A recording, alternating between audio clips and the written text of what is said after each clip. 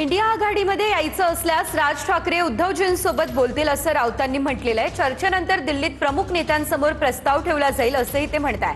सावरकरांचा अपमान करणाऱ्यांसोबत राज ठाकरे कधीच जाणार नाही असं नवनाथ बन यांनी उत्तर दिलंय। महाराष्ट्र नवनिर्माण सेना हा पक्षही इंडिया अलायन्स मध्ये जोडला जावा नाही, त्या संदर्भामध्ये स्वतः तर तशी त्यांची इच्छा असेल राज ठाकरे यांची, तर मला असं वाटतं की ते उद्धव ठाकरे साहेबांशी चर्चा करून त्याबाबत दिल्लीतल्या प्रमुख नेत्यांच्या समोर हा प्रस्ताव ठेवला जाईल। शेवटी बघा, हे आघाडीचे आम्ही मालक नाही आहोत, कोणी मालक नाही आहे। अनेक जेव्हा नवीन पक्ष येतात आघाडीत तेव्हा तसे प्रस्ताव त्या बैठकीत ठेवले जातात आणि त्या बैठकीत चर्चा होते।